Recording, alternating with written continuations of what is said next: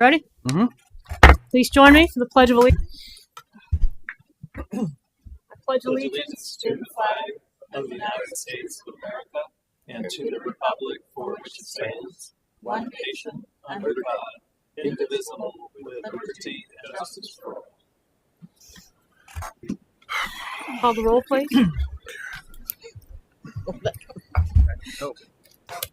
Mayor Bailey? Here. Mr. Bateman? Here. Mr. Goodyear? Here. Mr. Hart?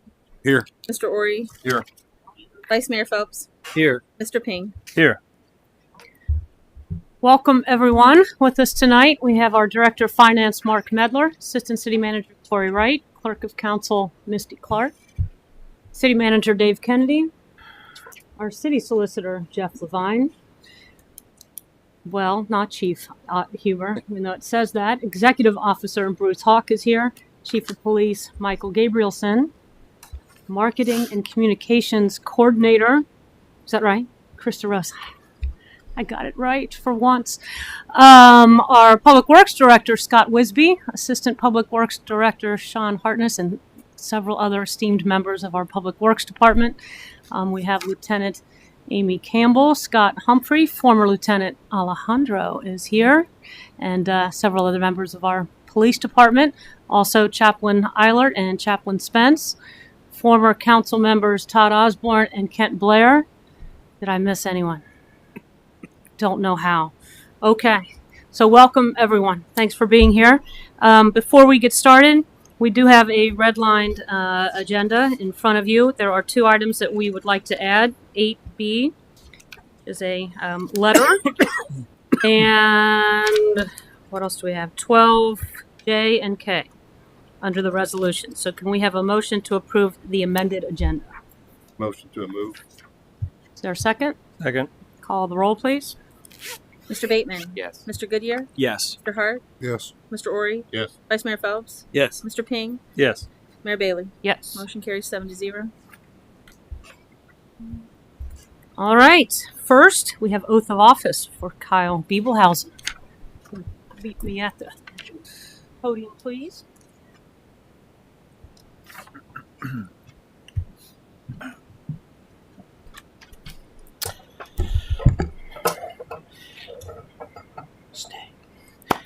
Thank you, Mayor, Vice Mayor, City Council, staff. At the last council meeting, we were fortunate to close out the year by swearing in a new property manager, but tonight we saved the best for last. It is my honor to be able to announce the promotion of Officer Kyle Biebelhausen to the rank of lieutenant, and this is definitely a highlight of the year for me to actually be able to promote someone from within the ranks to a command officer.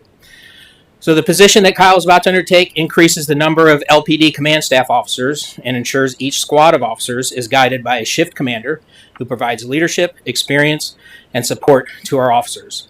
This staffing increase is only possible because of the support from our elected officials, our city manager, Mr. Kennedy, our assistant city manager, Mr. Wright. On behalf of LPD, we thank you for your continued support and allowing us to increase our staff. For those of you who don't know Kyle, here's an overview of his LPD career. Kyle started as a part-time officer in 2002. He was offered a full-time position in 2005. Since 2007, Kyle has been active as a field training officer and was assigned in 2008 and 2009 as an investigator with DART, which is the Drug Abuse Reduction Task Force. In 2015, Kyle was selected as a canine handler, where he served with Canine Mac until Mac's retirement, and since 2001 with his current canine partner, Cruz. Both dogs and Kyle have earned numerous awards and arrests and are well known in the region's canine community. Kyle frequently serves as a shift OIC, officer in charge, and for the past 15 years as the Patrol Officers Union representative. He also is the current president of the Loveland Officers Association, which helps support our officers, their families, and others during times of need. Kyle is supported tonight not only by members of the agency here, but his mother Gay is here, his wife Jessica, all seated up front here. Jessica will pin his badge, his children Livy and TJ. Kyle's oldest son Nick, who we were going to try and get in, but he is currently serving in the United States Air Force, so they took precedent over him being here tonight. So, Mayor, it is my pleasure to introduce Kyle to everybody tonight, and it would be our honor if you would swear in our newest lieutenant. Happy to. I did miss one. Captain Gangler is here as well. He's hiding behind Kyle, I think. All right, are you ready? I suppose. Let's do it. I state your name. I, Kyle P. Blausen, Solemnly swear that I will solemnly swear that I will support the Constitution of the United States, support the Constitution of the United States, the Constitution of the State of Ohio, the Constitution of the State of Ohio, and the Charter and ordinances Charter and ordinances of the City of Loveland, of the City of Loveland, and will obey the laws thereof, and will obey the laws thereof, and will faithfully discharge and will faithfully discharge the duties of lieutenant the duties of lieutenant upon which I'm about to enter. on which I'm about to. Congratulations.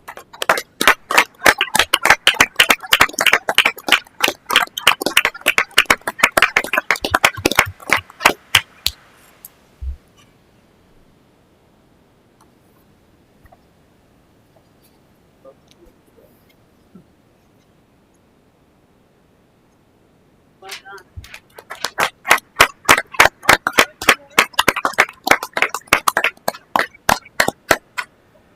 Well, I guess I'm not too good at this kind of thing, but of course I got to thank my family for always supporting me. City of Loveland has always been good to me, so thank you guys. Really appreciate it. And of course, these guys over here that have always kept me out of trouble. Probably more so than I've kept them out of trouble, so thank you guys. All right, congratulations.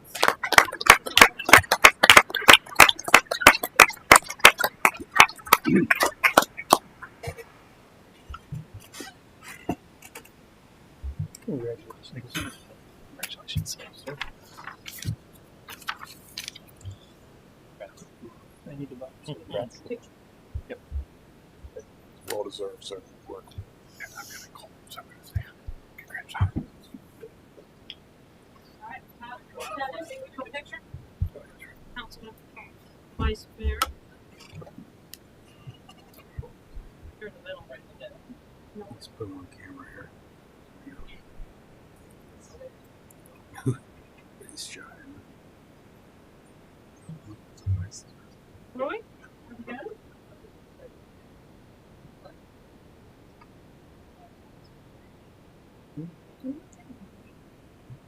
Just give one quick down. No guarantees.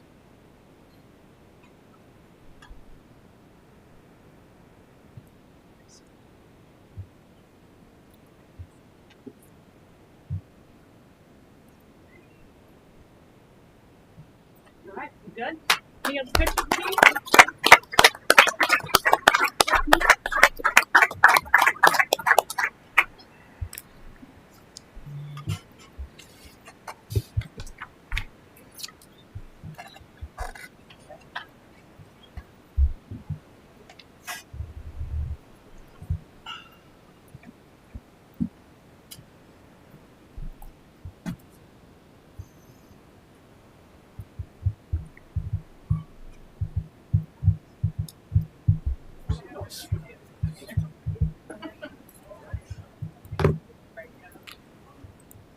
All right, now we have recognition of Assistant to the City Manager, Clerk of Council, Misty Clark, on her 15 years of service. So, last time I did this was for Eva, and if you remember, she tried to hug me, and I fell over a garbage can. So Misty and I have a deal. None of that. So, there's few perks that come with the job that I have. One of them is that I get to come to work every day and spend a good chunk of my life with a very good friend of mine. That's Misty. All that aside, I don't think the general public realizes all what goes into the operations of a city to our standpoint. Corey and I lean on Misty on a regular basis. Today's council agenda had an amendment to an amendment. And like this, everything goes out, everything gets done in a very professional way. Misty takes her job extremely seriously. When I got here, she was the clerk of courts. The clerk of council. We quickly realized that she deserved a much greater role. We appointed her to the position of assistant to the city manager. And professionalism, nothing phases Misty. She is municipal clerk of the year, for those of you that don't know that. And that throughout the entire state of Ohio, I got to go up and see that presentation. And from public records request, from making sure that every new council member is welcome. The things that sometime I go, do I have to do that? And Misty, no, you need to do that. And it's all for the good. It's all about operations. It's all about consistency. It's all about the way she runs her office and the way this building runs, the way committee meetings are. Did so and so get sworn into office at the beautification committee meeting? Yes, ma'am. We all do that. We all say that. There's a bit of a joke around here that we all know that Missy actually runs the operations. The truth of the matter is, we just lean on her for everything, and that is the case of not just Corey and I, but all of the city staff. So we're very happy. The city is very fortunate to have had Misty for the last 15 years, and I hope, obviously, she stays for as long as possible. She always wants to do her job better. She always wants to learn. Clerks from all over the state call and ask Misty for advice, ask Misty for legislation. How did the city of Loveland do that? So that's a big deal. So I want to just salute Misty on behalf of everyone, all of us here at City Hall. That's Krista, Public Works, everyone that's had the opportunity to work with Misty these last 15. I've had the pleasure for the last 9.5, and I got to tell you, there's no way we could have done this without her. So, Misty, here you go.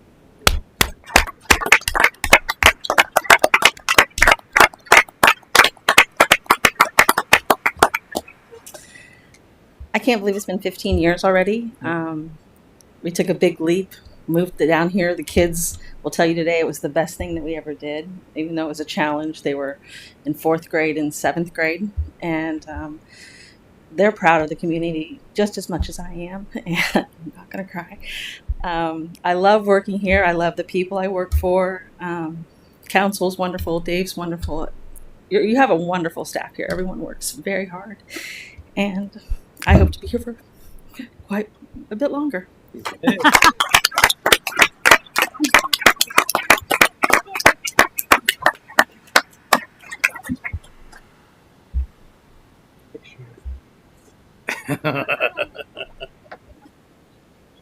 Picture.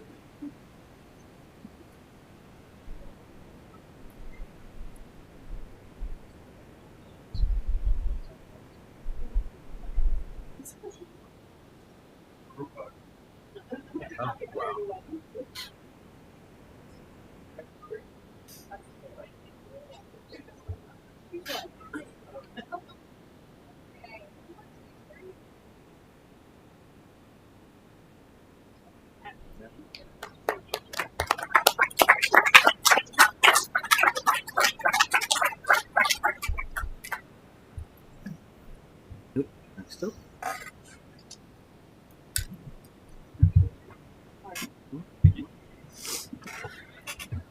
Camera 1. Okay, now we have recognition of Water Treatment Plant Superintendent Ricky Gregory's 25 years of service. Mr. Wisby, Mr. Gregory, if you could take the podium. Save the best for last. We'll make it short and sweet. Ricky is the embodiment of started at the bottom of Public Works and now he's here. He started as a part-time employee for a short period of time. They saw what they had in him, hired him full-time. They were in need of a water operator. So Ricky stepped up, went to water school, got his license. But we're class 2, so he had to continue to go down that line. Got his class 2 water operator's license. Now he's on his 3. So Ricky is our now chief water superintendent. He's came a long way in his career, and he's if you need a guy, Ricky's your guy. He doesn't just do water. He's a public servant in the way that we all strive to be. He doesn't just go, well, you got a leak. No, he'll spend a little bit of extra time in the community that we want and say, well, I'll help you if you can do this and do this and do this. So he works with the residents, and it's rubbing off on other people and has been for years. And he's just got that personality and has that about him. So we appreciate Ricky, and 25 years is a long time, and he's one of our young guys. So Jeez. What do we? I don't. Huh? It's down below, underneath, I don't know. underneath the podium. So we're here to present you. No, wrong one. Deal worry. Good catch. All right, so we're here. Some items I didn't get I didn't get a heads up, guys. So a few items as a token of our appreciation for 25 years of service. Thank you very much, Rick. Thank you.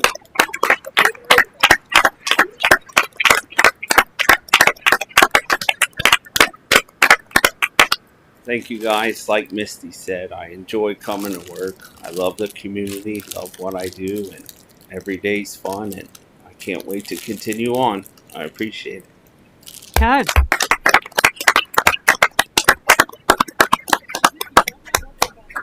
Pictures. Take it up there. Is that what he wants? I don't care. Pictures. Doesn't matter if he wants a picture. It's not all about, huh? Oh, let's go. Just make sure they get them.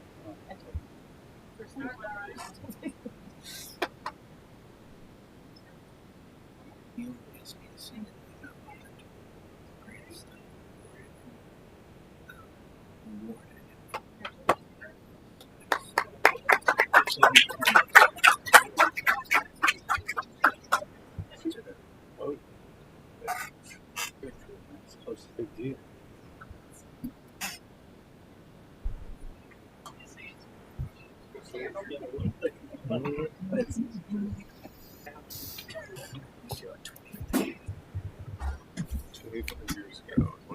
All right. Next, we have an award presentation by Love Our Land, Doug Gilbert and Mike Meldon. All right. Mayor, council, fellow community members. Today, we're here to celebrate a remarkable individual. Does that sound all right? A true hometown hero whose unwavering dedication to our community has earned him Love Our Land's prestigious Community Stewardship Award. It's with great pleasure and admiration that we honor Neil Ori for his multifaceted commitment to making Loveland a better place for all. The Love Our Land's Community Stewardship Award pays tribute to those whose tireless efforts embody the spirit of civic engagement and enrich the lives of their fellow community members. Neil Ori is the epitome of this description, and today we celebrate his outstanding contributions. In Loveland, we are blessed with many individuals who go above and beyond the call of duty, and Neil is a shining example of that commitment. His acts of kindness and support for our community are numerous and varied, but what sets him apart is his quiet and humble approach.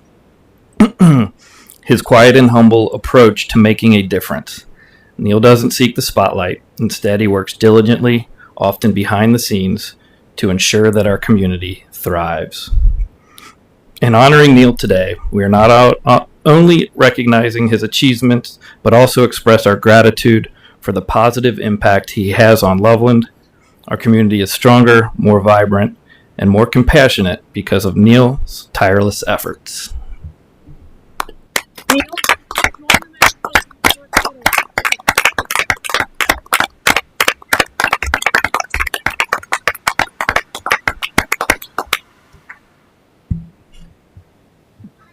Not deserved, but Thank you. I really appreciate it. Hey, you three get together so Krista can get a good picture of it. Come right over here. There we go.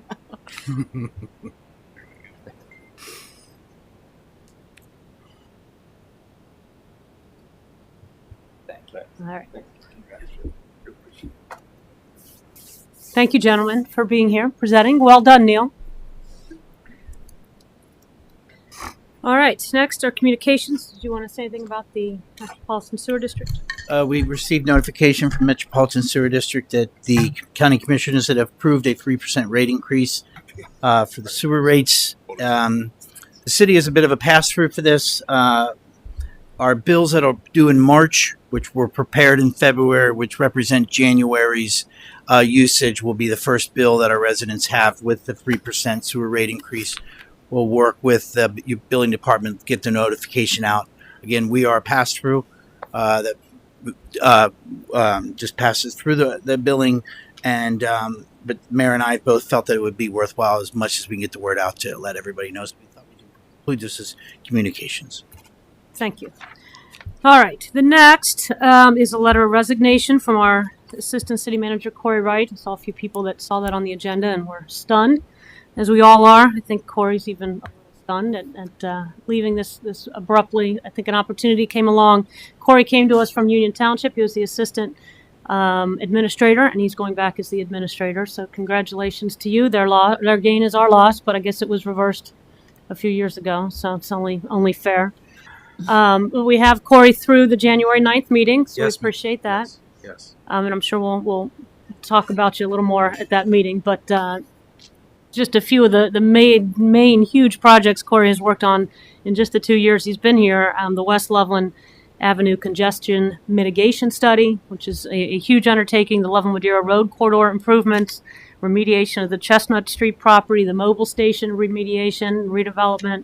Those are really huge projects that it just one person alone, and even one person with a less than stellar assistant city manager would not likely have been able to accomplish. So we're sorry we only had you 2 years, but boy, you accomplished a lot in those 2 years we were here, and we're grateful for that and wish you well. All right, next we have minutes of the November 8th, 2023 meeting. Does anybody have any changes, additions to that? I'll move to approve. Is there a second? Second. Call the roll, please. Mr. Goodyear, I abstain. Mr. Hart, Yes. Mr. Ori, Yes. Vice Mayor Phelps, Yes. Mr. Ping, Yes. Mayor Bailey, Yes. Mr. Bateman. Yes. Motion carries 7-0. Next are the minutes of the December 4th, 2023 meeting. Any additions or changes to that? Move to approve. Is there a second? Second. Call the roll, please. Mr. Hart, Yes. Mr. Ori, Yes. Vice Mayor Phelps, Yes. Mr. Ping, Yes. Mayor Bailey, Yes. Mr. Bateman, Yes. Goodyear. Yes. Motion carries 7-0. You're right. Thank you, Mayor. First item I have for you this evening is the Nisbet Park. I believe that's the Nisbet Park Phase 2 seating award. Let me check the amended agenda. Make sure I'm not out of order. Sorry.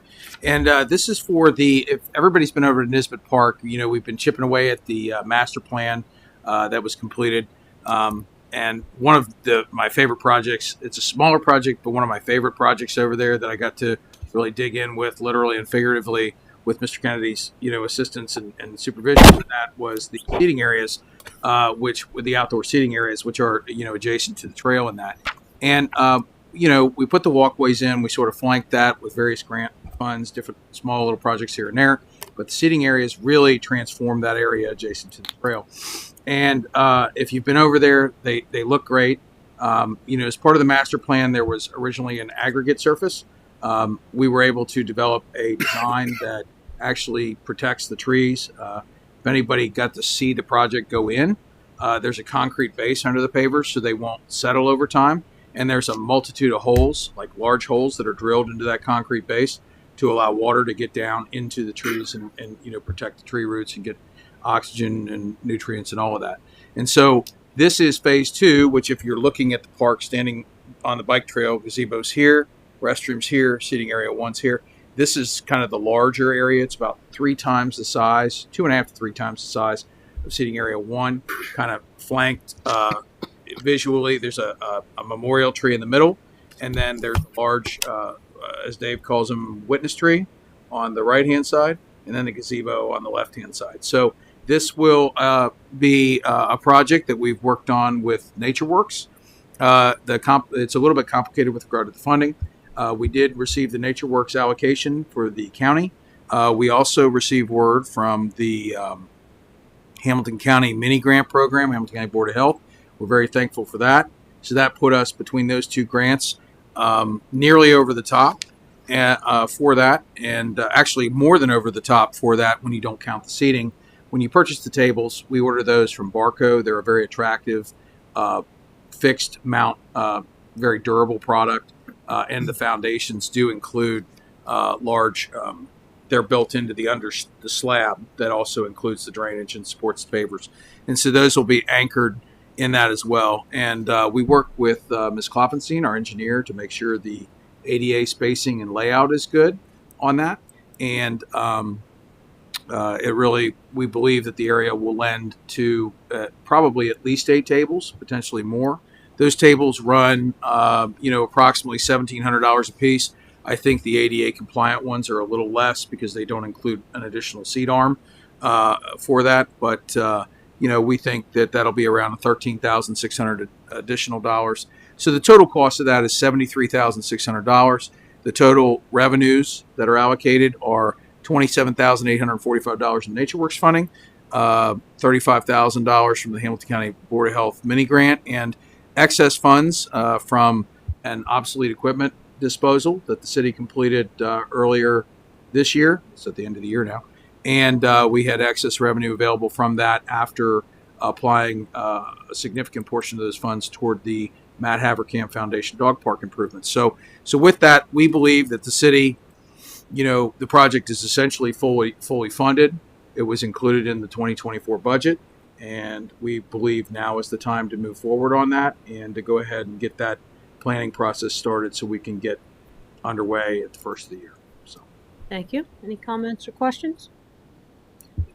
Does this complete the seating arrangements that are planned for NISBET, or are there others? No, there were 3 originally, and this will be the second of those 3, and we're moving, left or right to left if you're looking at the park. So this will be right in the middle, an area of prominence. So, Any other questions or comments? All right, can you read the resolution, please? Resolution authorizing the city manager to execute an agreement with Finer Lawn and Landscaping for the installation of an outdoor seating area in Nesbitt Park. Any comment on the resolution? Call the roll, please. Mr. Ori? Yes. Vice Mayor Phelps? Yes. Mr. Ping? Yes. Mayor Bailey? Yes. Mr. Bateman? Yes. Mr. Goodyear? Yes. Mr. Hart? Yes. Resolution 121 is adopted by a vote of 7-0. Mr. Wright? thank you, Mayor.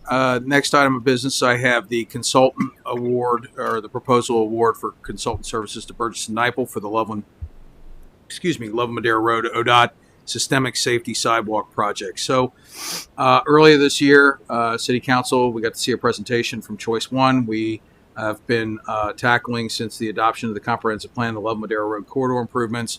Part of that, was breaking that into segments that can be managed because the total scope of those improvements was rather large. That corridor exceeds 12,000 vehicles a day. The comprehensive plan indicated it was a primary focus. And so the city looked at basically the 3 phases: West Loveland to Valley View, Valley View to Castle Skateland, and Castle Skateland and Oasis Turf out to the corporation limit where the Public Works campus is now. And so when we look at that, there were several funding opportunities that we can secure in that. So the city really was able to, throughout the last year, secure funding for phase 1, which is, West Loveland to Valley View, for, more than $4.6 million to renovate that portion of the corridor. That includes the Valley View and Chestnut access. And then more importantly, maybe a smaller project, but of equal importance, and the one we have before us this evening, is the ODOT Systemic Safety Grant. So the city received, a significant amount of funding toward that, around $1.6 million, just ballpark, through the ODOT Systemic Safety Program to put sidewalks on the south side of, southern side of Loveland Madera Road along the same side as Oasis Turf and Tree. From that point, that break there, in the corridor planning all the way to the corp limits. And what does that do? So it connects a significant residential population that we have. It connects some redeveloping businesses. In that, we have the new DVD brew facility down there. We have some other good uses down there, and extends that sidewalk to the corporation limits. It's got some topography challenges. I believe there's a church there too. It's got some topography challenges. If you recall the corridor, it kind of goes down and then it goes up and then it flattens out. It has access to High Ridge, which is an integral connection to the Heights, in that Stony Brook area up there. And, it'll be a nice sidewalk. We also, because of the length of the crossing between High Ridge and basically Kroger there, that's a fairly long run. That's an opportunity for some landscape medians and some lighting, because I think that when Dave and I were talking about the project, we noticed that it's very dark too in that area, and that's a long run for pedestrians to be able to cross, in that. So you may want to come down this way, and then it also serves to connect the rest of the corridor and, kind of serve as a gateway into that. So with that, ODOT provides money for the safety program, provides money for engineering, design, environmental, right-of-way acquisition, construction. The total project was 1.981 million. Of that, I'm pleased to just reaffirm the city received initially an award of 1.628 million. In working with that, we put out the consultant proposals. We have to follow the QBS process for a consultant award that large, as we did with the bridge study. We received 2 proposals from Choice One and Burgess and Nyepel, both of them eminently qualified. Burgess and Nyepel ranked slightly higher, so we use that process to select them and began negotiating a scope for that for those services. So we got the proposal back. ODOT helped us with the review of that because they are integrally involved in that, and we were able to negotiate the fee down to $351,550.74, which is a lot of money. But what's interesting is ODOT has several methods to pay for that through the grant funding program, and they presented the city in consultation with Mr. Medler and Mr. Kennedy with the option to ODOT will provide direct pay in the amount of 90% of that total. So ODOT will actually pay for 90% of this award, and the city will encumber the remaining 10%, or the total of $35,155.07. Now, that scope is fairly complex. There's a large drainage feature down in that ravine that has to be dealt with. There's some topography and utility relocations. And in looking at long term, we'll lay the project out so that we can underground utilities as well in that, through that, all the way to the gateway, to the city's gateway there. Respectfully, we would request that council adopt the requested legislation. Go ahead and get the consultant contract under award. We can get them started right away with ODOT and with their blessing. And tomorrow we'll sign the form and send it into ODOT, make the direct pay arrangements, and get this thing off and running so we can meet the anticipated build date of fiscal year 2026. So, which is actually July of 25 through June of 26. So that's how that works. All right, thank you. Any comments or questions? Yes. Are there specific deadlines for the various projects and tasks that they have to do? They do, and if you look in the memo, the way they program that, ODOT helps us, and they put together a funding table where they sort of ascertain kind of project milestones and all that, and they manage that. So, they show that the PE and environmental phase occurs, the preliminary engineering occurs in 24, detailed design in 25, and then you can see also right-of-way services will occur in 2025 as well, which will be a separate, right-of-way is a separate contract. There are firms that specialize in that, but that grant also covers, that up to that award. And, one thing I'm really pleased to say about ODOT District 8 staff is they really go to bat for you. When that consultant contract came back, it exceeded the initial grant request, and so they were able to increase that award for us in the design phase to do that. So that was very, very good in that regard. So we want to keep it on track. 2024 will be a design year. So yes, Mr. Oren. I just think it's worth noting again here that this is a $1.9 million project, and looks like it's only going to cost the city about $277,000. That's a heck of a job getting grants. Thank you. So, good job. Any other comments? I just am excited when these engineers were here talking about this. I never dreamed we would be in a year and a half from now starting this phase. It seemed insurmountable. So this is pretty exciting. All right. I want to go ahead and read the resolution. Resolution awarding the professional design and engineering service contract for the Loveland Madeira Road ODOT Systematic Safety Sidewalk Project, Burgess and Nyepel. All right, anybody have any comments on the resolution? Call the roll, please. Vice Mayor Phelps, Yes. Mr. Ping, Yes. Mayor Bailey, Yes. Mr. Bateman, Yes. Mr. Goodyear, Yes. Mr. Hart, Yes. Mr. Ori. Yes. Resolution 122 is adopted by a vote of 7-0. Mr. Kennedy?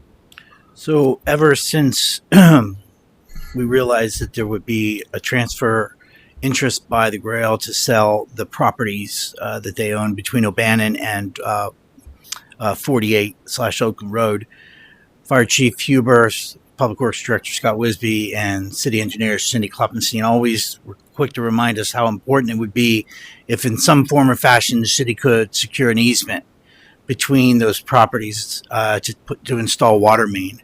And as everybody knows, we went through various sundry options on how that property was going to be used. And every one of those, the city was with them discussing the potential for installing a water main across the property that would connect a dead-end main on East Loveland / at the end of O'Bannonville up to and tie into this, the main that the city has on 48 at Oakland Road near White Pillars. And even though it was never, the changes of uses have changed, the city was pretty consistent, talking to everyone who was involved in that property of the need and the importance for us to get this. A loop main has a lot of benefits. The most simplest ways is to remove a dead end main, which is O'Bannon, it directs water quality, it directs water outages, breakages. Dead end mains constantly have what we call water hammer hitting at the main. That makes them very susceptible to breaks. And of course, if you get a break, you're only receiving your water in one direction. From a water quality standpoint, chlorine residuals can dissipate. We're somewhat fortunate because the Children's Meeting House uses a fairly good amount of water, which keeps that going through. From a fire flow standpoint, and Deputy Bruce can explain to you, but when you're drawing in from multiple directions during a fire, just pick a structure.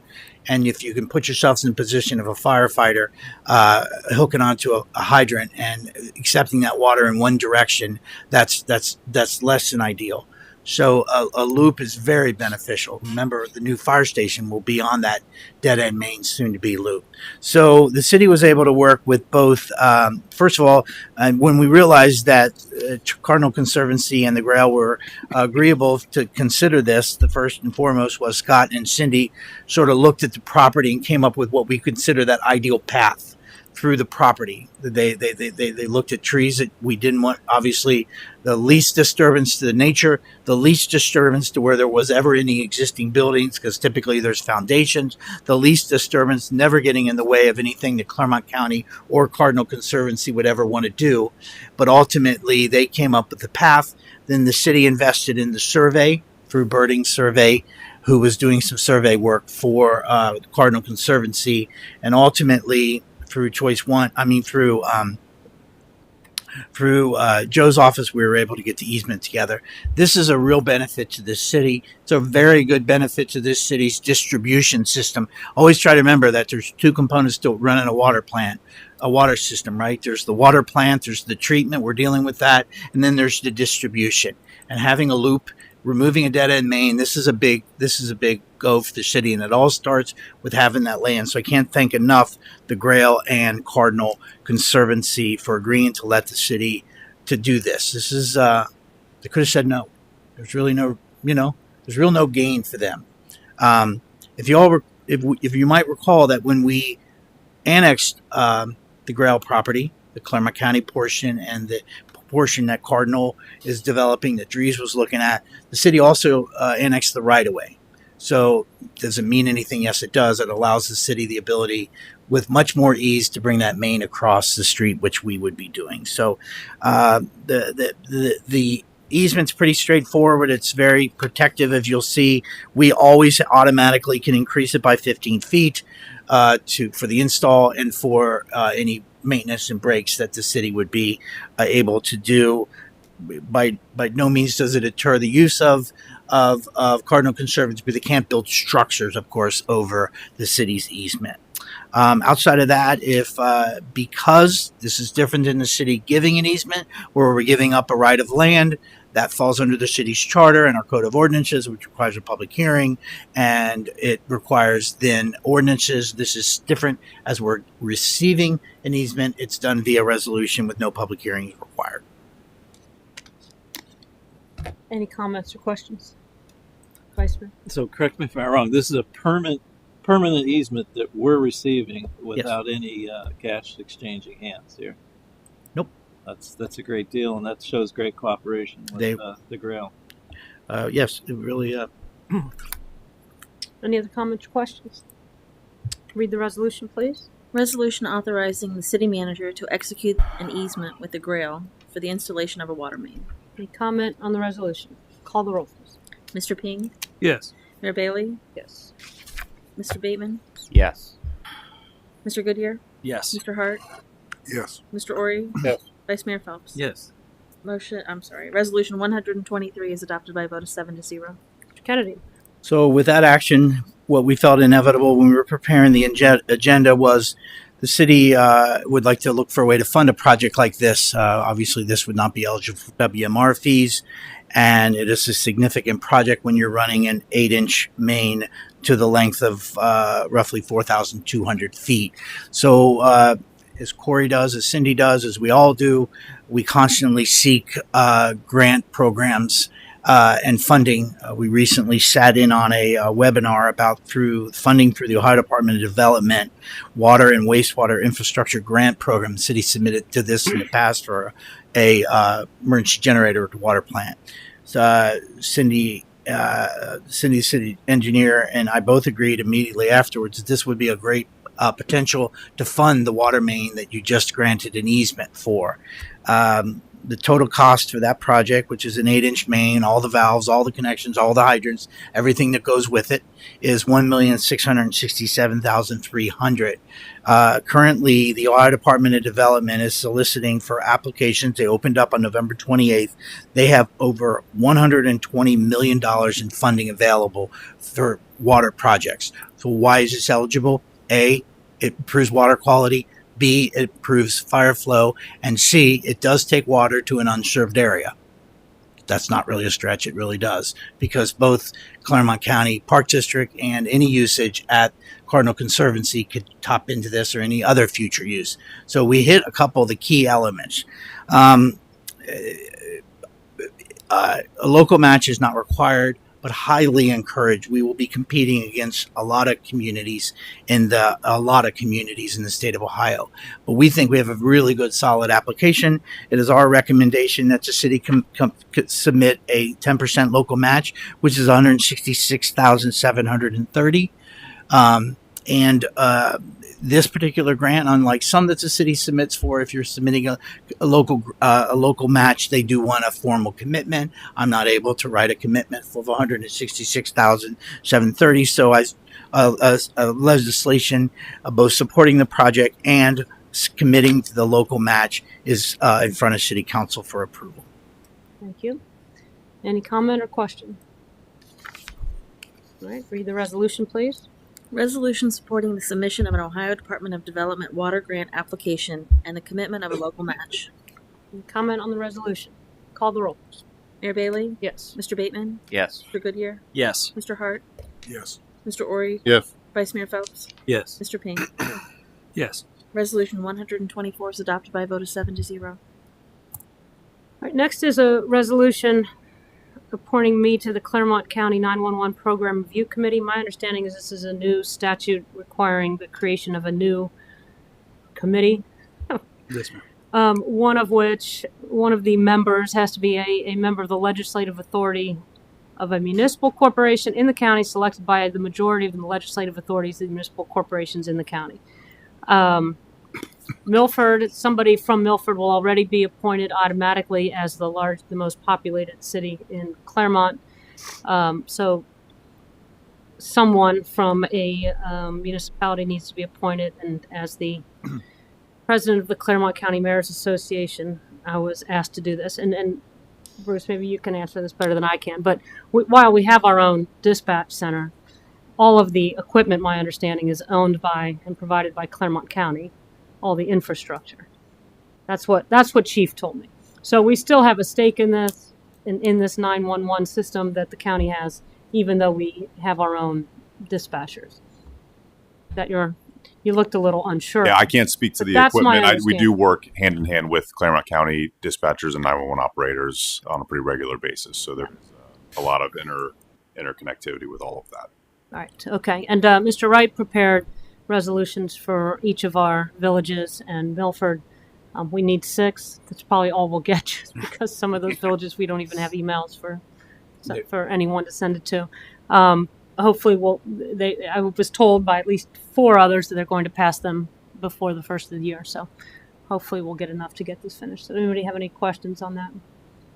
I want to read the resolution, please. Resolution appointing Kathy Bailey to the Claremont County 911 Program Review Committee pursuant to Ohio Revised Code Section 128.06A5. Call the roll, please. Mr. Bateman. Yes. Mr. Goodyear. Yes. Mr. Hart. Yes. Mr. Ori. Yes. Vice Mayor Phelps. You're up. Yes. Mr. Ping. Yes. Mayor Bailey. Yes. Resolution 125 is adopted by a vote of 7-0. All right, next was something that was added to the agenda, so you have it at the table. Chief Gabrielson.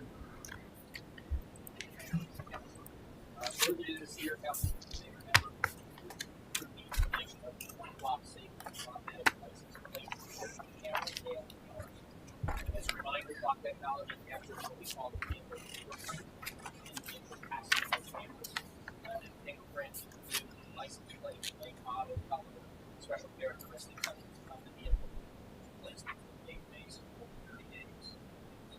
Officers will go back to certain stores that officers must have these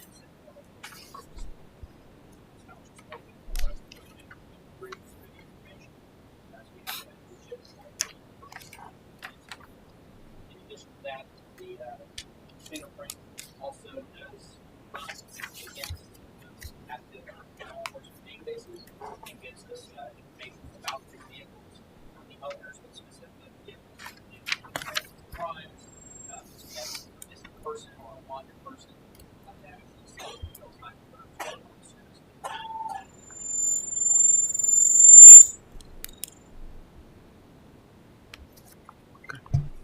Not sure if that was me or not. So the purpose and use of flock technology is available to our citizens through our transparency portal. If anybody has any questions, we have a transparency portal available through the city's website. And that states that the Loveland Department uses the flock safety technology to capture objective evidence without compromising on individual privacy. The department utilizes retroactive searches to solve crime after they have occurred. Additionally, we use real-time alerting of hot list vehicles to capture wanted criminals in an effort to ensure proper usage and guardrails. Other guardrails are in place. There are many policies and usage statistics available to the public. So after several months of using, again, they were installed earlier this year. So after monitoring use and criminal activity, the value of the flock safety cameras that we installed was obvious. I'd like to highlight 2 reported successes that we had. In May of 2023, shortly after they were installed, our police department, through the flock system, received multiple alerts on a vehicle associated with a missing person out of the state of Illinois. Officers were able to locate the vehicle and confirm the missing person was in fact safe. We were able to contact the family through the entering agency. The family members were contacted, who were extremely thankful that their loved one was found safe and in good health. So absolutely a great find by our officers to come in contact. And the only way we would have ever known, or people from Illinois would have known, is the ability that the information we gleaned from the flock system. More recently, on Sunday, October 15, 2023, a vehicle was involved in a crash and a suspected drunk driver fled the scene. A flock camera near the crash scene captured the vehicle, and officers were able to quickly locate the suspect vehicle and then identify the driver from that information. Without this information obtained from the flock camera system, it's unlikely that the vehicle or the person would have been located. Tracking that down without a license plate would have been extremely difficult. It also became apparent as we looked at the usage of the cameras, that additional cameras were warranted to increase the advantage of flock safety that they offer in areas that are prone to other criminal activity. I sat down with Assistant City Manager Corey Wright. We reviewed a number of reports and concerns of criminal activity in and around our city parks. In fact, we've had a couple over the last year. We've had a few citizens that have come forward and expressed their concerns about some of the activity in our parks. So we looked at the advantages that flock can give us, the information that flock can provide for us in protecting the assets that we have in our parks. Specifically, Nisbet Park, Phillips Park, and Lever Park were areas we chose to concentrate on. These areas did experience instances of vandalism or other minor criminal activity that negatively impacted the use by our citizens. And once we looked at that data, looked at the areas, it became clear that these areas would benefit from additional ALPR cameras, the flock safety cameras. We contacted Flock, and we discussed our options with them. As common with much technology, Flock has announced that they will have a price increase for their services in 2024. However, they offered, if they're offering current customers, if they sign a long-term agreement by the end of 2023, they can lock in current pricing. So what that looks like, the financial impact, they've offered a 5-year contract, which within the contract that they sent us, that would include increasing the number of flock cameras that we have by 4 to cover the parks that I mentioned. That price increase is expected. It is happening January 1st. They are increasing the annual cost per camera from $2,500 to $3,000 per camera. But again, they will lock in that current pricing if we are able to sign this contract prior to the December 31st, 2023 deadline. That pricing is extended to the new camera installation. So even though they're not going to be any new cameras, if approved, would be installed in 2024, we are locking in that price now, that same $2,500 camera price per camera for the 5 years. Again, there is Exhibit A that it is detailed in Exhibit A. So the fiscal impact in 2024 for the extended the 5-year contract and the additional cameras, in year 1 of the contract is $26,600. The annual reoccurring commitment in years 2 through 5 of the contract is $25,000, bringing the contract total to $126,600. If we enter into this agreement and again lock in that price, the annual savings that we would see over the price increase is $5,000 a year, $25,000 over the life of the contract if we sign prior to the end of the year. Policy options available to council. Obviously, council could opt to not move forward with signature of the contract or approval of Mr. Kennedy to enter into a contract and decline the agreement and the expansion of the flock safety cameras. City Council could elect to modify the requested legislation, elect to adjust the agreement and expansion. Exact final impact would vary depending on what adjustments were made. Or a third option, City Council can elect to approve the requested legislation as presented, allowing the city manager to enter into a 5-year agreement with flock safety, including the placement of additional flock cameras as listed in the agreement. After consultation with Mr. Kennedy and Mr. Wright, I would recommend that the city does approve the legislation as presented, and allowing the city manager to enter into this contract. The technology has proven to reduce crime and increase investigative leads where implemented. It has quickly become a primary investigative lead for Loveland police officers. It's very common for them. It's one of the first things that they do go. They get together when they get hits, wanted persons, stolen vehicles in our city. They take a proactive approach. We're getting that information in real time now that we didn't have before. Again, it's led to several success stories, a couple that I mentioned tonight, and we expect there to be an increased protection of city assets in Nisbet, Phillips, and Lever Park. Just in closing, a substantial portion of the fiscal impact in 2024 was included in the annual budget previously approved by City Council. We were already entered into a contract, so the cost for 2024 for the cameras that we had has already been approved and included in the 2024 budget. If there are any questions, I'd be happy to answer anything. Any questions or comments? Mr. Hart? So, I mean, just to be clear, we're talking about 3 new cameras. It'd be a total of 4. 4. We currently have 6. This would take us up to 4. Nisbet Park is kind of unique. Obviously, there's a couple of different ways. We're actually going to be adding a way later, in the next year or two, coming off of 48. So this would capture the cameras coming into. We need 2 cameras to cover Nisbet Park. Gotcha. And so your assertion here is that some of the vandalism is coming from folks who are driving into the parks, and we feel like this would. Yeah, statistically, yes, sir. 70% of all crime is connected to a vehicle in some way, shape, or form. So this is definitely an investigative lead. Obviously, not all crime, but it would definitely give us a start for a lot of crime.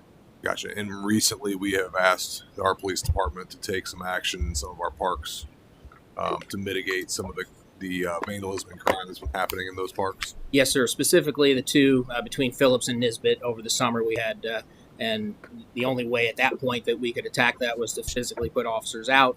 But this is a force multiplier, as they say. This allows us to gain information of criminal activity when we can't be in the area or other citizens aren't in the area. Gotcha. This provides that information when we're not there. Gotcha. So this just sounds like we're putting our money where our mouth is to me. So. Thank you. Vice Mayor? Yeah, do we own the cameras or are these leased? So it's a service. So Flock Safety actually owns the cameras. They maintain the cameras. If a vehicle comes down the road and happens to knock over a camera and break it, they actually come out and service it. So what the subscription, essentially it's a subscription, allows us is we have all the data that comes from it, which we own the data. It's the information that comes from it is our information. So they will not turn around and sell because it is our data. But they maintain them. They maintain all the infrastructure that's needed. It's a web-based service that we have ability to. So they handle everything technology-wise. We own the data, and then it's a service. It's our access to their technology. Have we had to do any repair or maintenance on these since we got? Not us. The cameras are actually monitored and by Flock Safety remotely, and then they routinely send out. I get reports from them when they do come out and service them, just to let us know. But I can actually log in and look at the quote-unquote health of each camera online to see if there is a problem. But their technology is advanced to the point that when there is an issue, it alerts them ahead of time before I even notice it. Thank you. All right. Any guess? Mr. Goodyear?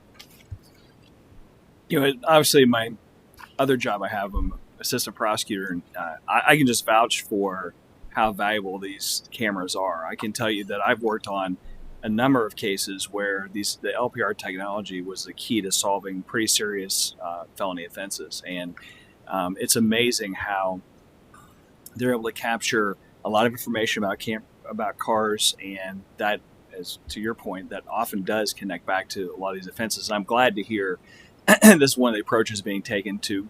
We've heard a number of discussions about vandalism. I think this is a smart approach to that. I certainly think this is a good investment in public safety and good use of public funds. But like I said, I've seen these cameras in use through my job, and I think they're very valuable. So I think we certainly should do this. Thank you. Any other comment? Yes, Mr. Bateman? I'm in agreement with this as well. It sounds like it's a good use of a service and technology. Just a question I have is could you refresh my memory about when we first agreed to do these? We got the original 6 cameras.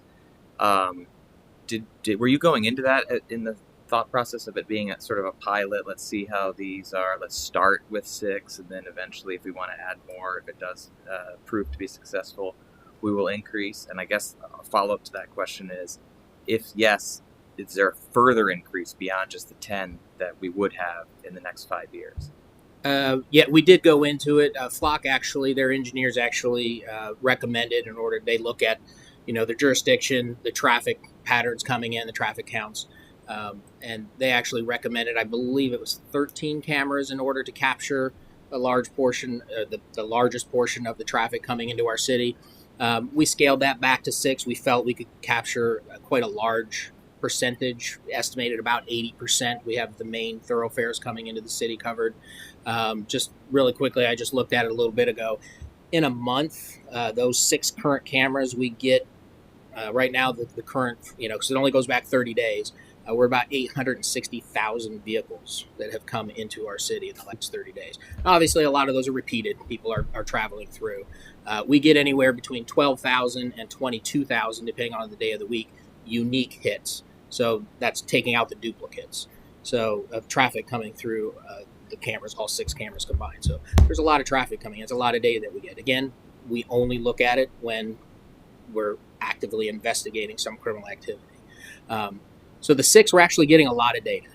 These 4 that we're asking for specifically is to address issues that we feel are impacting our citizens negatively with the parks. We want to cover, Mr. Wright and Mr. Kennedy have worked diligently to improve the assets in our parks. We want to make sure that we're protecting that when we can. So I guess the long answer is yes, we would potentially look at increasing, but we are getting a lot of data now just from the 6 that we started with. And then just further hit on the service on the actual equipment. 5 years with the pace of technology, updates, and I'm sure happen on a regular basis. What about complete upgrades to equipment? Would it be covered by Flock as a result if they decided that they have like a new edition of the camera within the 5-year term that they wanted to replace all of them? Would it be like you get with your cable provider or something where you bring in the equipment and they give you a new one? Thing? Yeah, the vast majority of the technology now is obviously in the actual software, and it's the cameras themselves are pretty good, but I'm sure with advances in technology they may switch them out. But yes, that would be covered. I don't expect where we would ever have to purchase, because again, we don't actually own the cameras; they do. They service the cameras, so if there was an upgrade, there would be. And I just wanted to remind council of something I failed to put into the memo is that the new cameras, the Axon cameras that we have that are going into the vehicles, which are actually still waiting for installation, those actually are Flock ALPRs themselves. So we will be expanding our Flock in other ways. We're going to have each of our patrol vehicles will be an active Flock camera as they're driving down the street, collecting the data and capturing data from the cars as we're driving down the street. So we are expanding in other ways, not static cameras that these are. These are fixed. We're going to have mobile throughout the city. Great. And my last question is just around, you mentioned in the memo that this was covered in some way in the budget. Is to make an appropriation at some point because this is relatively new, or an adjustment to the budget? Or? Correct. So Flock was already, the 6 cameras, the $2,500 per camera were already included in the budget. So essentially there is, a larger portion. This agreement would cover the entire $126,000 for it. I believe, unless Mr. Kennedy correct me, or city solicitor, I believe this will cover everything that we'll need for the year. Great. Much appreciated. Any other questions? Yes, Mr. Ping. Just a couple of questions. One, so this is accessible to all of the officers that are on duty while they're out patrolling, correct? In their correct. vehicle? Variety of ways we can log into it from the mobile, and then we actually can get set it up so that we can get alerts onto our phones. So if there's a warrant hit, a stolen vehicle or something, you can actually get it to come to your phone. Okay. The other question I had is just, I guess, just in general, you've kind of alluded to some of the privacy concerns that people might have. When you say that that it gathers evidence and information on vehicles, does it look at, and the specific thing I'm thinking of is bicycles, of bicyclists that are entering towards Nesbitt Park, does it collect information on those as a vehicle, or is it just what you would actually think of as cars, trucks, that kind of thing that have a license plate? So it is triggered specifically off the license plate. That's what it does. Is now, if there happens to be a bicycle, in the path of the car, it's not an active, just recording of the area. So it is specifically triggered by the license plate as it comes through. Now, if there is some kind of identifier on, somebody does have some kind of identifier that the plate, that it would, recognize that's a possible plate, it may actually trigger on a bicycle, but no, it's specifically designed for license plates. Thank you. Any other questions or comments? All right, I just appreciate you making sure that we added this as an agenda item and got the 2023 price, so thank you for that. All right, I'm going to go ahead and read the resolution. Resolution authorizing the city manager to execute a service agreement with Flock Group Inc. for the installation and operations of automatic license plate readers. Comment on the resolution. Call the roll, please. Mr. Goodyear? Yes. Mr. Hart?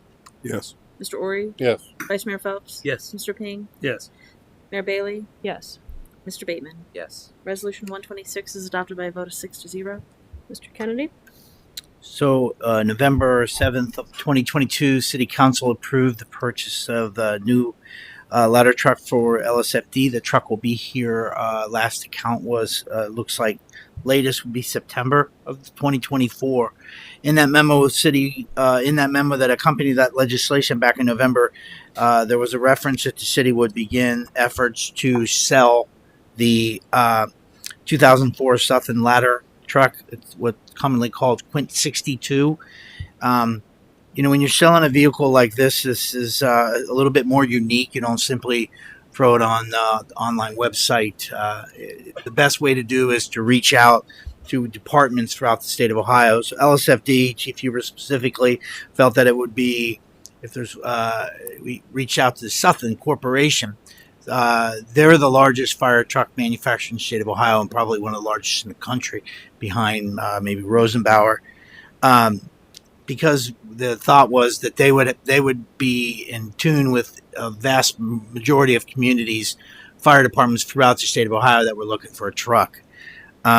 Through the connection with Southern, LSFD was able to get an offer from the city of Zanesville for $210,000 as a sale. They just met, I believe, City of Zanesville met last night to approve the recommendation following City Council.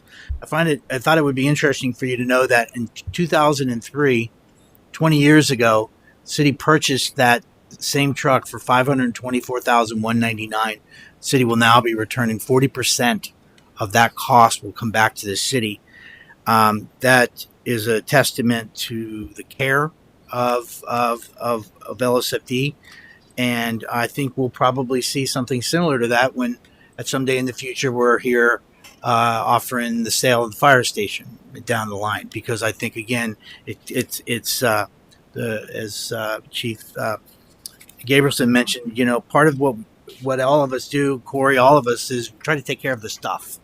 And I think this is a good testament of that. So moving forward, the proper way to do this would be through an ordinance, through 2 readings.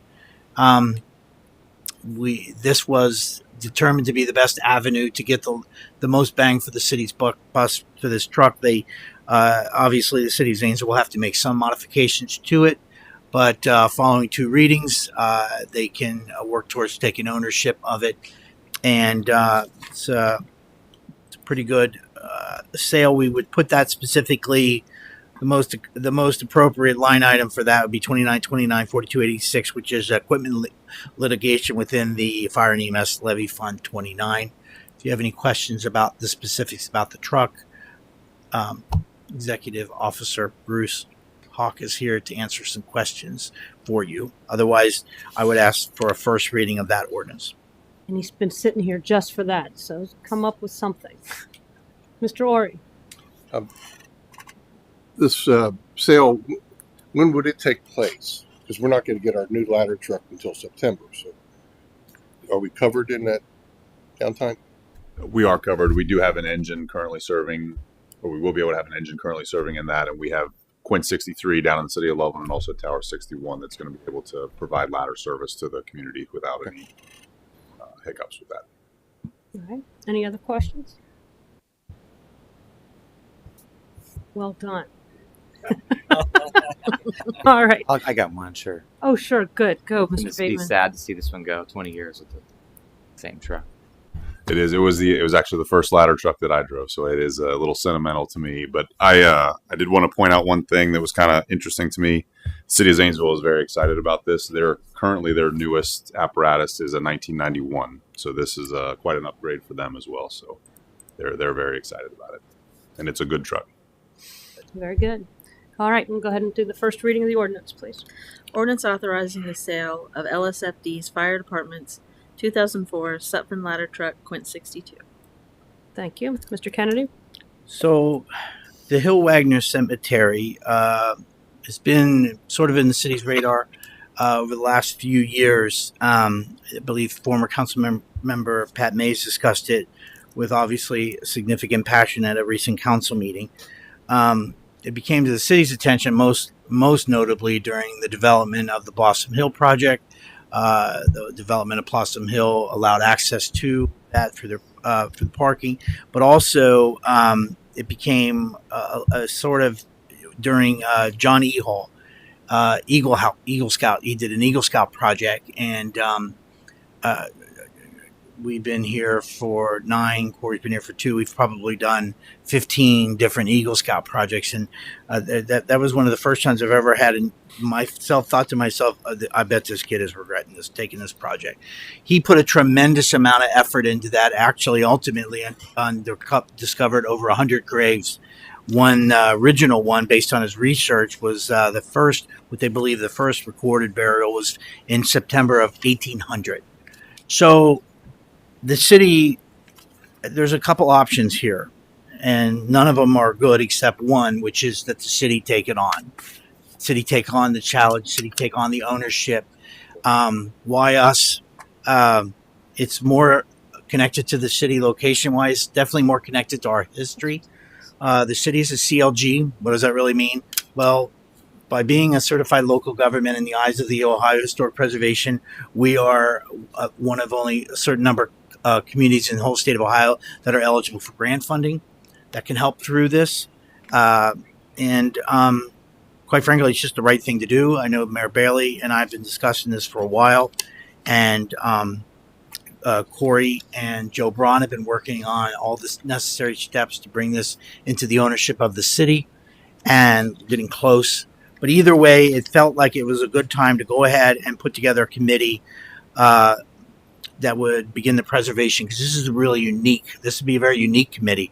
If they go on for 30 years, 40 years, in the beginning, they're all going to be about preservation, about efforts, about getting people, about figuring out how that works, about how to get grant funding in. And someday it will be the operations and the maintenance and so on and so forth. But we certainly cannot allow it to continue. Basically, with this effort, I think the city is drawing a line in the sand. So through the creation of Chapter 960, we came up with what we would call the Hill Wagner Cemetery Preservation Committee. It's fairly basic. The only item under 960 would be 960-01, which is just the membership and selection. Mayor Bailey felt that it would be apropos to have the Loveland Museum Board of Trustees appoint one of the members. And as standard with the first creation of a board, we create a bit of a staggered membership. So this would be a first reading, and the creation of a board that will be able to define what they do could ultimately take on a significant role in the preservation of the history of this city.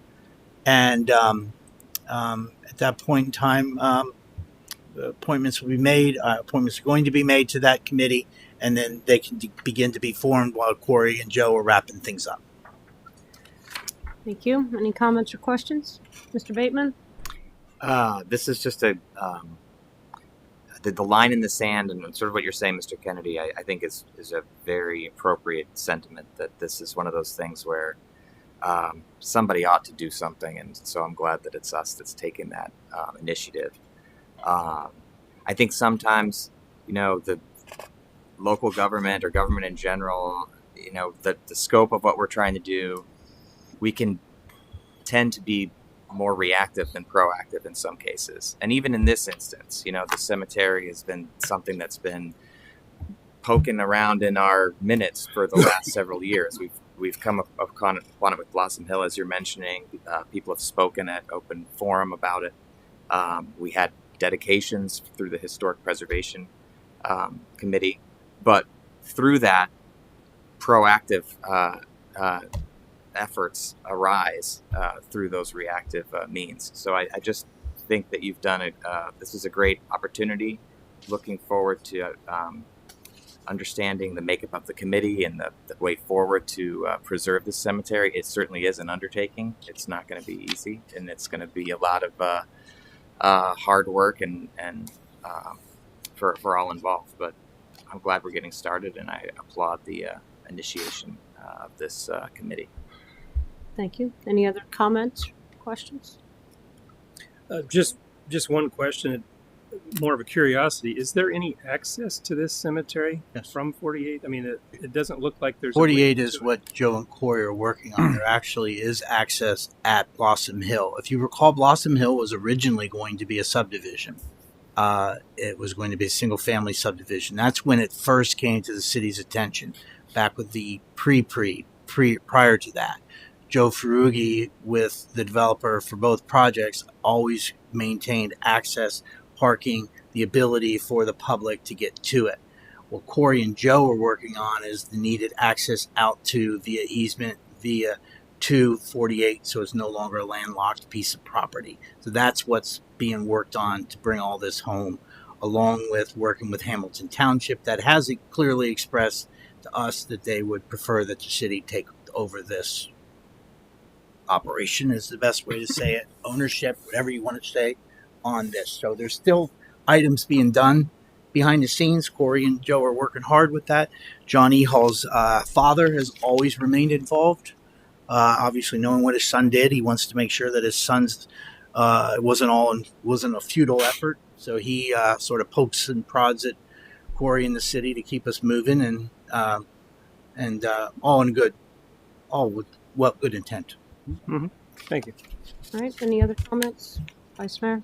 Just a question. I mean, is the end goal or a goal of this process to eventually gain legal ownership of this? Yes, that is in the works and will be taken care of. We don't see any roadblocks at all with that. It just, the location of it, the connection to our history, it's clearly something that the city, if you look on the Warren County Auditor site, under the name owner, it simply says the word cemetery. It says nothing else. Somebody had a fill in a blank years ago and said, I'll just put cemetery, because nobody knows who owns it. So all of that is being worked on, but ultimately the city will own it. And right now nobody owns it. It's really similar to the property that just past where the new parking lot's going. It just has no ownership. So that all that red tape is being taken care of by Corey and Joe. Mr. Bateman. I just want to add an anecdote to that, because one of the things that why this strikes a chord when our citizen speaker brought this up a few weeks ago is for folks that are ancestry genealogy folks, that are looking for their hidden roots and all of that sort of stuff. The fact that they might be able to find some evidence of that link to their past in Loveland is a priceless thing, not only for the memory of the folks interred there, but for the lasting historical aspect in genealogy research. For me personally, I'm kind of into that sort of thing, and I remember finding some sites of a Bateman grave in Arkansas, and pictures of it, and I was really keen to go down there. Happened to do a work trip, go down to near Fort Smith, Crawford County, Arkansas. Found the place, and it had been completely lost to time, paved over. It was just a nice grassy hill of a subdivision. So these links to our past can easily be washed away if we don't have folks stepping up like we're doing here today, and especially those brave volunteers that are going to tackle this issue for us. So I couldn't be more pleased with this stand that we're taking. Thank you. Anyone else? I would just another shout out to Pat Mays for bringing this to our attention. I also think it's interesting that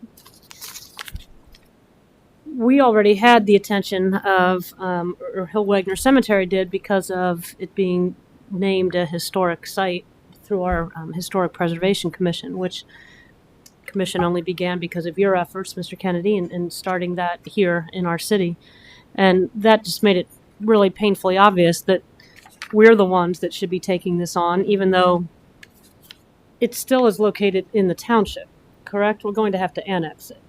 Yeah. But even though it shouldn't be in the township because it's an island. Technically, we don't need to annex it. I mean, if you recall, the city's water plant is located in the township. Mostly, we just want to assume ownership of it. We're going to replace that word cemetery with City of Loveland and let this board go. If it ultimately gets annexed, that would be nice. But if you look at it from a location, and Corey and I say, Kathy, I'm sorry, Mary, your favorite word, isthmus. It is. While it technically is in Hamilton Township, it's in the city. Its history, its burials are connected to the city. And ownership would be first. Once it's owned, just like the water plant, which is not located in the city, that will move them forward. I would certainly anticipate that Hamilton Township will let that be formally annexed into the city upon ownership. So, yes. And I could be wrong.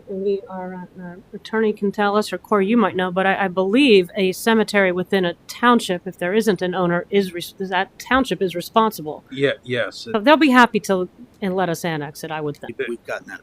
We talked to Joe, and I actually ran into that in one other case where if there's no ownership or there's an abandoned trust, it does revert to the township. I mean, that was one of the primary purposes of townships were created back in the 1800s, is to bury the dead. So that would occur, and so we would need cooperative effort with Hamilton Township to sort of reform the borders, because as Mr. Kennedy indicated, it is completely surrounded by city territory.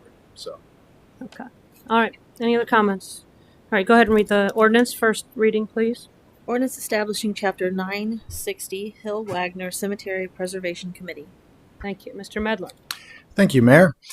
City of Loveland is required by Ohio Revised Code to establish fund appropriations, which is a fancy word for budget, high enough to pay its expenses, but low enough to ensure that it doesn't spend more money than it brings in. So this action is actually decreasing our overall appropriations or budget by $6,245,314.24. Quite a large number. The biggest driver between that, as you remember, every year for a couple years, we've had a placeholder for a parking facility. So that includes, it always balanced. It had the grants and the debt issuance money, but then the expenditures on the other side. So that's in the downtown TIF fund. Since that's not happening in 2023, that needs to be adjusted. So the revenues are going down, but also the expenses have to go down. So that was about 6.7 that we had for the placeholder. If you see in the attachment, there's also some other funds. Some are going up, some going down. Probably the biggest thing to note is that when we approved the 2023 budget, we were still in negotiations with the police bargaining units. So we didn't have any increases for our officers and lieutenants in there, just because we didn't know what it was going to be. So we have to do this action to include those increases in 23 budget. All right, very good. Does anybody have any comments or questions? All right, we are going to do this as an emergency. So after you do the reading, please read the ordinance. Ordinance to make revisions to appropriations for expenditures for the City of Loveland, State of Ohio, during the fiscal year ending December 31st, 2003, and declaring an emergency. Any comment on the legislation? Call the roll, please. Mr. Hart? Yes. Mr. Ori? Yes. Vice Mayor Phelps? Yes. Mr. Ping? Yes. Mayor Bailey? Yes. Mr. Bateman? Yes. Mr. Goodyear? Yes. Ordinance 127 is adopted by a vote of 7-0. Mr. Wright. Thank you, Mayor. So I have a request here, a notice of Planning and Zoning Commission action and request to set a public hearing to consider proposed zoning text amendments to, the zoning code specifically. I can reference those in a second. But this is short-term rentals. What this does is it would amend the definition section, the table of uses, and Chapter 1165 to include new short-term rental regulations in that. Planning and Zoning Commission, we have to follow this action in accordance with Chapter 1115, follow the prescribed hearing process. So a little bit of background, the city's an incredibly popular destination for tourism and recreation. We have several event centers within a stone's throw of the city. And so without, one thing that research revealed is that we really only have one true hotel footprint in the 45140 zip code. And so with that, short-term rentals have become increasingly popular. And without any regulations in that to regulate those, you sort of lead to really what has become a land use conflict between what is essentially a quasi-commercial use, monetizing the value of location, versus in a traditional single family or maybe mixed use neighborhood. And so, Planning and Zoning Commission really dove into this. Based on this was talked about once before. The Planning and Zoning Commission looked at it from the perspective it's a land use regulation, and that's the arena that it really needs to be governed in. So they dug into this. We had an initial set of draft regulations reviewed in August. We had some changes to that, a work session in September, and we presented the amendment in October for initiation. And in October, the Planning and Zoning Commission initiated that for that and set a public hearing in November. I was pleased to report that the commission voted 3-0 to adopt that motion to recommend approval. There's a lot of work that went into that, and directed staff to present that recommendation to council with the commission's with their recommendation and request a public hearing. So you're required by the statute or whatever to set that public hearing once the process has been initiated. And there's really two ways to initiate it. Council can vote, or the zoning commission can bring that forward. So we're at that process where it's now before council. So we're meeting the requirements of the code. We are requesting that. I think that it is a good compromise. It establishes the regulations to distill them down simply. It provides a very clear-cut definition of short-term rental, and also we focused on life safety and permitting, so that A, we can track those, B, we can under our existing processes, B, so we can ensure life safety and appropriate, because the guests that stay at these, unlike your house, you're not familiar where all the entryways are, you're not familiar with the, whether your smoke detector chirps at night, things like that. And, it grants grandfather status, importantly, to those that exist, but also has some performance requirements to maintain those and regulates them as a conditional use. And the conditional use process really was the most appropriate avenue when we discussed this in front of the Planning and Zoning Commission, because it provides the neighborhood a granular, an attempt to take a granular approach to that. So, because in some communities, some may be good, but there may be too many, and others, they may not be suitable for that. And their neighborhood really drives that through that process and provides input in that. So these would be in basically our traditional residential districts. And we also have included the H district, the office residential, BR, BC. So they're really across all the districts where they might occur, contemplating that there might be some anomalies in there. And, the request this evening would be to set the public hearing in accordance with the zoning code 1115, section 111507 for Tuesday, January 9th, 2024 at 7 p.m. All right. Any comments or questions? Vice Mayor? Just if under the scheme with the conditional use permits, how long will they be good for? So the conditional uses are typically granted as long as the use remains, and there are, I believe, some provisions in the code about continuous operation and all that, both for grandfathered status and then discontinued. And I believe we looked at 180 days. If I had to pull up the code in that, I don't have it in front of me, and I apologize, but I think 180 days sticks out in my mind that that's a good period of time if something discontinues, that you really need to go back through that process. And then can the permit be revoked in the event of problematic use? So the conditional use, what that does is typically there will be some safeguards, and I would imagine there may be. The nice thing about conditional uses is you have the ability with the Planning and Zoning Commission to put additional safeguards on that. And so, every conditional use I've ever done, there's usually a couple of conditions, specific to that, because there's unique circumstances with that, but then also they have to meet the general conditions. So if you're in violation, certainly we would issue a notice of violation, and that could bring that property, into a defect status. Obviously we try here to provide for administrative cure in that, but sometimes if people don't want to comply, that could run out that expiration process, and then it would expire as well. So it's sort of convoluted, but it's the best way. Once you have them, about them, they have to go get their safety inspections and all that. And then, we work through that process. And again, I believe 180 days was the number. because in a residential, and this is where it occurs, in the residential real estate market, that's an appropriate period of time based on occupancy turnover, people that may rent their homes, people that may have change in living circumstances, the whole 9 yards. So that's a good period of time for those things to sort of play out.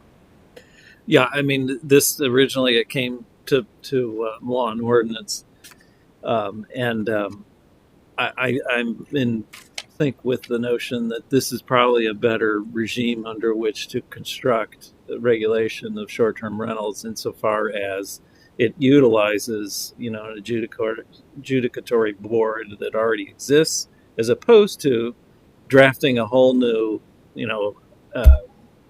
legislation regime that would probably involve more fines and things like that. Whereas I think the permit's the way to go, so that they have to pass things on the front end, and then if there's problems, it would go through the administrative process. Yes, makes sense. Any other comments or questions?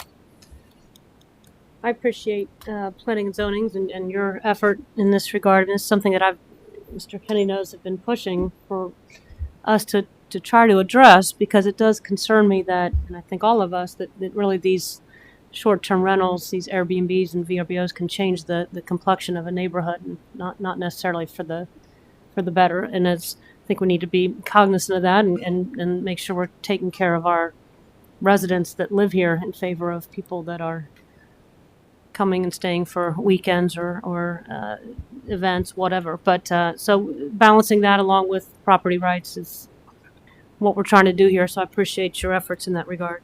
So you are looking for a motion to schedule a public hearing for January 9th, 2024 on or about 7 p.m. to consider the proposed text amendment as recommended for adoption by the Planning and Zoning Commission in accordance with the requirements of Chapter 1115, Section 1115.07b of the Planning and Zoning Code. Yes, so moved. Thank you. Is there a second? Second. Call the roll, please. Mr. Ori? Yes. Vice Mayor Phelps? Yes. Mr. Ping? Yes. Mayor Bailey? Yes. Mr. Bateman? Yes. Mr. Goodyear? Yes. Mr. Hart? Yes. Motion carries 7-0. Mr. Wright? Yes, ma'am. So the next item I have this evening is a Simpson Nature Preserve name designation. So this was a topic of discussion in front of the Parks and Recreation Commission. And one of the concerns is that, the Simpson Farm property, City Council took action in 2000 to protect that with an ordinance and call it a conservation district, and designate that. And then there's a further restricted covenant placed on the property. And so, in discussing that, one of the issues was kind of link that and better identify that to the city's park system, which is pretty robust. And when we consider those, there's many different park naming schemes that we have.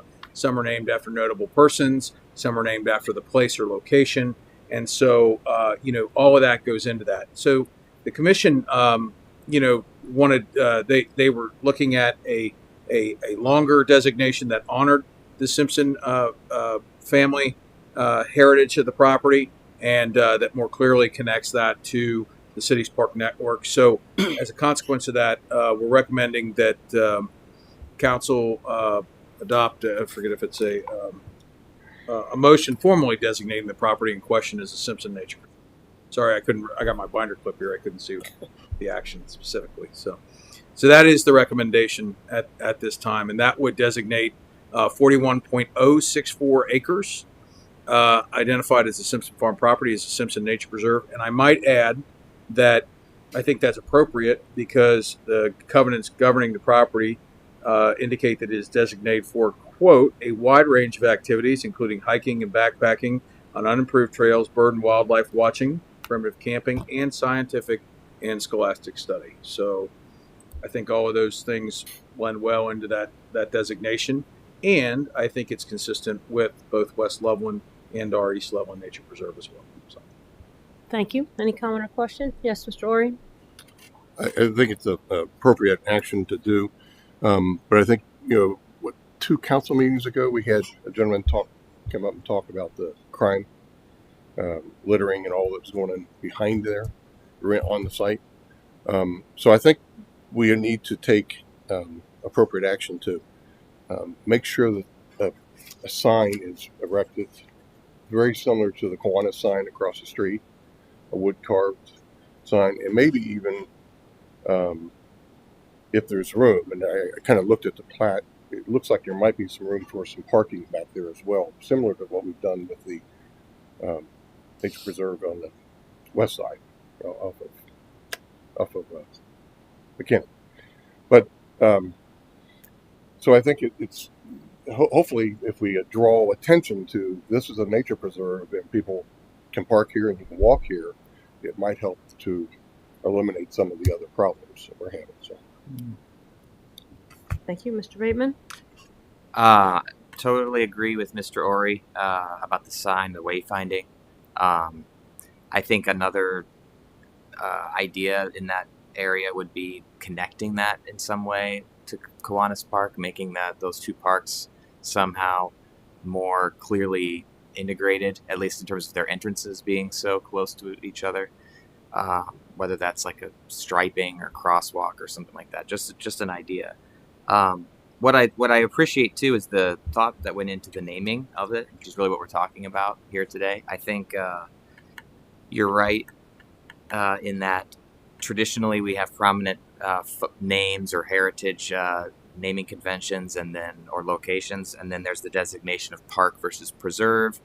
This fits kind of in both of those departments, and geographically speaking, it puts a designated and nature preserve right in the center, of our community, where you have one on the east side, one on the west side, and now one sort of halfway between the two. So I think that's cool that you could walk down Loveland Avenue, from our border to border, and come across three distinct nature preserves. So I think it goes well with the eco recreation and outdoor lifestyle that we really try to live by as a community. So all of the issues in terms of marketing this property notwithstanding, I think this is a good first step toward putting a flag there to indicate that this is something for all to enjoy. Thank you. Any other comment? Mr. Kennedy, do you have something Just to as add? a follow-up on that, Corey, we has a standard sign that we've been using with Ray Meyer's sign. So once City Council takes action, he's got that queued up to ready to go. He'll get the specs. We'll get the size. Since that point in time, we've to do a crosswalk is a little bit more than simply doing the paint. So we've secured the services of Choice One. They should be wrapping that up pretty soon, which is basically a line of sight study, just to make sure it was same thing was done with the crossing on South Carl Brown. So once the line of sight and they make that location, the crosswalk will go in, and then you'll basically have that connection between Phillips, Simpson, Nature Preserve, and Kiwanis. And then we're also working on the bridge. I think that is as much of a consensus in the community right now as anything that the bridge needs to be removed. We're working with Public Works on that, and that should be happening too. And I think that will make highly recommended by our police chief that get connected. So everything's moving in that direction. First and foremost is you guys taking this action. Corey can get going on the sign.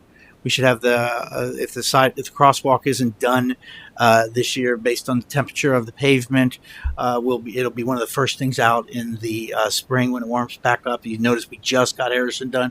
There's sort of a window, and with that and the bridge and other steps that the chief and the ambassador program, I think maybe you'll start to see some real results happening on that front. Yes. I'd like to make the motion that we formally designate the 41.064 acres previously identified as the Simpson Farm property as the Simpson Nature Preserve. Is there a second? Second. Call the roll, please. Vice Mayor Phelps? Yes. Mr. Ping? Yes. Mayor Bailey? Yes. Bateman? Yes. Mr. Goodyear? Yes. Mr. Hart? Yes. Mr. Ori? Yes. Motion carries 7-0. Thank you very much, and thank you again to the Parks and Recreation Commission for bringing this to our attention. This was originally their thought to change the names. I think that's a good idea. Next on the agenda is board, commission, committee, and representative appointments. We do have a red line, blue line version at your table. And the reason for that is on the second page, the Tax Incentive Review Council. John Espy has been reappointed to that council, but since that time, he has been named the new treasurer of the Loveland City School District. So he will be on the council, but he will be the Board of Ed representative when they make that appointment. So we needed to make a different appointment to that council, and so I've recommended Dale Horan, who requested to be appointed. So I first want to thank all the individuals that sent in applications requesting to be appointed. We had many more applications than there were positions available. I think this was quite a few. I don't know, certainly on par, if not greater than other years of individuals that were interested. So we certainly appreciate your interest. There will be, we will be creating this cemetery, the Hill Wagner Cemetery Commission, at some point in the, hopefully in January, if that passes. So there'll be at least a small opportunity for a few more appointments. But thank you to everybody that did apply, and I apologize to those that we couldn't fit in anywhere. So I guess what we need then, I'm happy to answer any questions that anybody has, but otherwise we're requesting a motion to affirm the appointments that are identified in the red line version of my memo.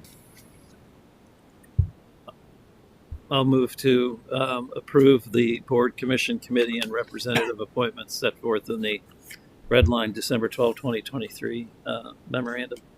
Second. Thank you. Call the roll, please. Mr. Ping? Yes. Mayor Bailey? Yes. Mr. Bateman? Yes. Mr. Goodyear? Yes. Mr. Hart? Yes. Mr. Ori? Yes. Vice Mayor Phelps? Yes. Motion carries 7-0. As far as upcoming events, this Saturday is Christmas in Loveland, put on by your Little Miami River Chamber Alliance. I believe the festivities are 4 to 8 on Saturday. There are all kinds of things happening. I know it's all over social media. I know that we are having, or they are having, I believe, shuttles from various locations. And is there a link to anything on our website?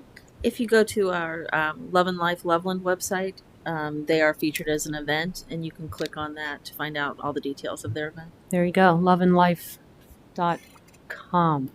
Yes. All right, does anybody else have anything else? Yes, Mr. Hart. I know Mr. Kennedy is about out of his chair already, but I did have one question. I saw a post on social media here recently regarding PFAS concerns in the city of Loveland. It was by a UC professor who had put something out about there being higher PFAS levels in Loveland and Indian Hill and surrounding areas. And I've had some conversations with Mr. Kennedy over the past couple weeks, and I just wanted to see if he could. I know it's off the cuff, and I apologize for doing that Sure. too, but I feel like you're fairly well capable of answering this. Yeah. Just speaking to the levels in our town being safe and the city of residents are not, because there was a Facebook post out there questioning how safe our water was, and I wanted to give you an opportunity to publicly respond to that and make sure our residents know that we are in. Right. So PFAS is obviously a part of everybody's life. If you obviously on your cookware, on your coating, just about everywhere. The testing levels are actually 2 parts of trillions. So the city has taken this extremely seriously. I'm not sure exactly what other communities. My focus is always the city of Loveland.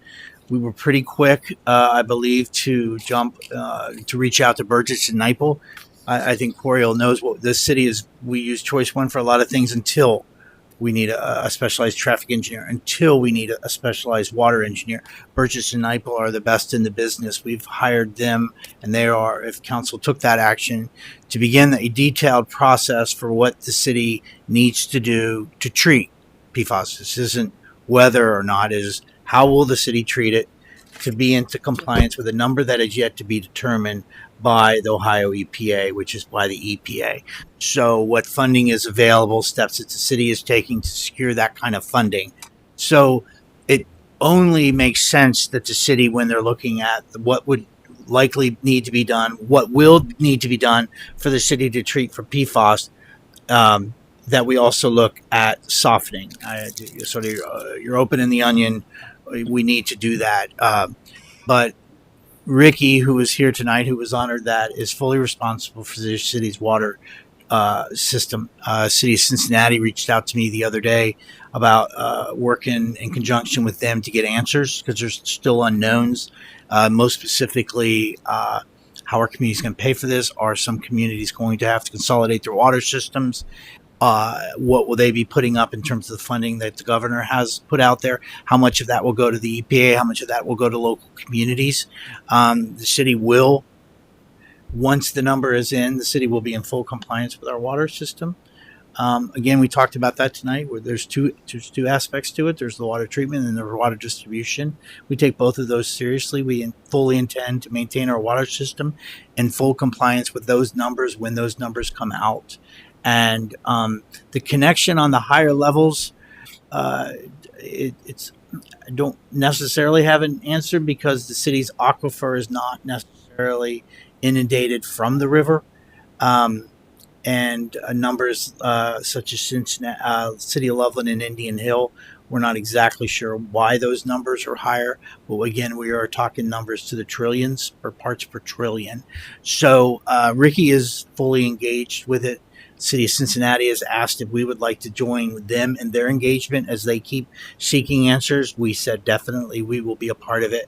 But we are in the process of doing a full analysis of the city's water plant, strictly the plant, and how the water coming from the wells will be treated and the plant will be modified, how that discharge, there will be a discharge. It will be talking a sewer main likely going down Betty Ray. That's how we discharge. We won't be putting PFAS right back into the river. We'll be discharging it into the sewer system.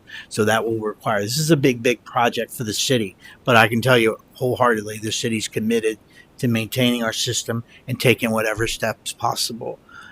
We could I would question if there's not communities that may sit back, wait and see what the numbers are, and then start looking at what the plant needs, what has to be done to their specific plants.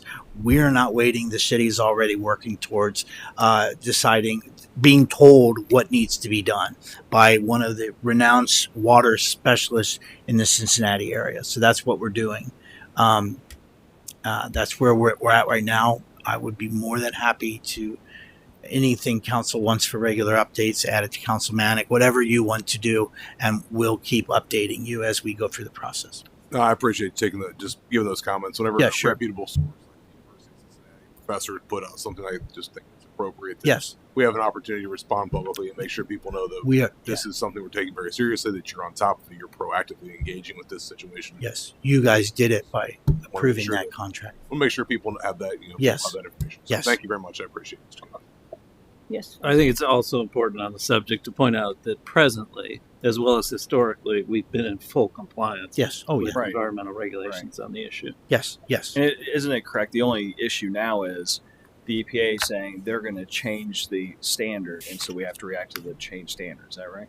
The EPA, the federal EPA, the federal EPA is going to deal with PFAS on every level. Right. They are starting with water plants. We're first.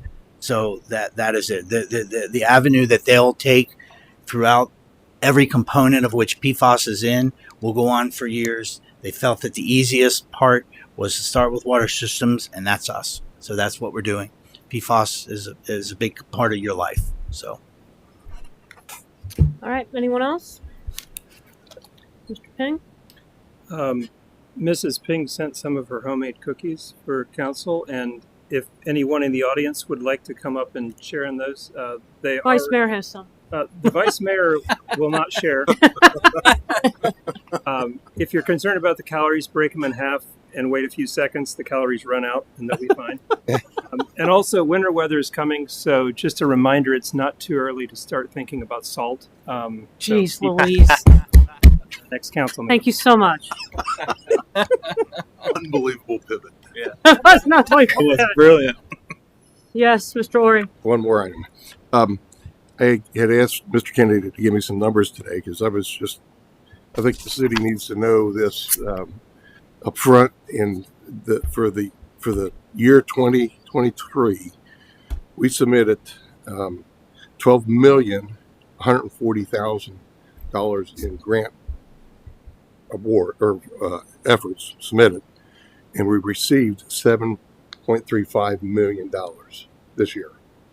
And I think that's just significant. I think it's a good testimony for the city people to hear, and thank Mr. Wright and Mr. Kennedy for their efforts in doing so.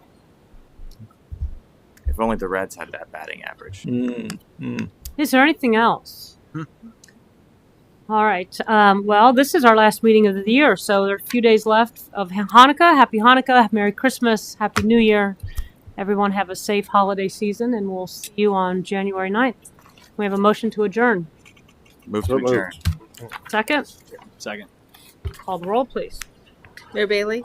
Yes. Mr. Bateman? Yes. Mr. Goodyear? Yes. Mr. Hart? Yes. Mr. Ori? Yes. Vice Mayor Phelps? Merry Christmas and yes. Mr. Ping? Yes. Motion carries 7-0.